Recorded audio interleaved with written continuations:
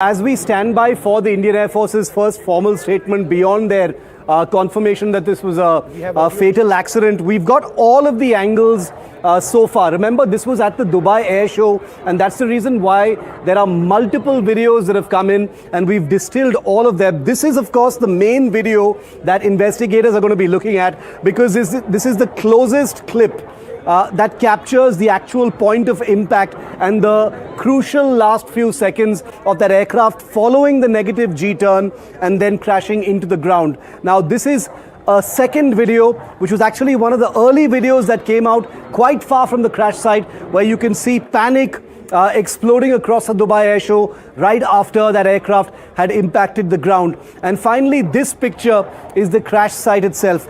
I'm awaiting pictures. I've spoken to someone at the Dubai Air Show. Videography of this site is not happening just yet, but we are expecting some pictures very soon that will establish the crash area, which is actually a wide space. Remember, the aircraft, as you can see, I'm going to ask our camera friends to follow me towards this picture. If you look at the aircraft didn't just have downward motion, but had a high degree of forward motion after its wings became level as well, and therefore there was a huge amount of forward kinetic velocity, and the aircraft practically crashed into the ground and then was dragged for several meters forward, which means that the crash site isn't one contained space but a large space, and that's what is captured in this picture of the crash site itself. Which means that the mangled remains of the aircraft are likely spread over a large area. I'm imagining at least 50 to 100 meters, if not more, which makes recovery of every part a little bit more difficult.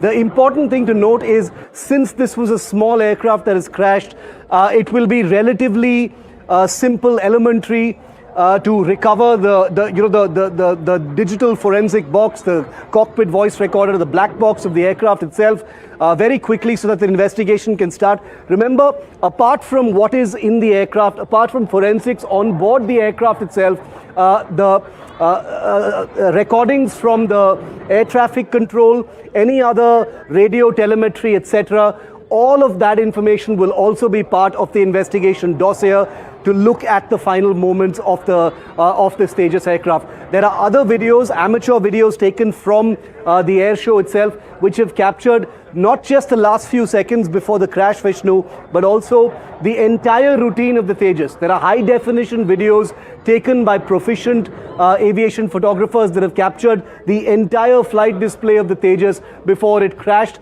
I am told that the aircraft was in the air for a good 11 minutes before it actually impacted the ground, which means in moments from now, in minutes from now perhaps, there should be longer, high-definition videos that will bear out precisely what you were talking about when you, with those pictures, told our viewers about the negative G-turn and then that tiny bit of time that the pilot didn't have to actually recover. And that's the reason why this Tejas has gone down. We're awaiting more visuals, which will arrive in just a minute from now.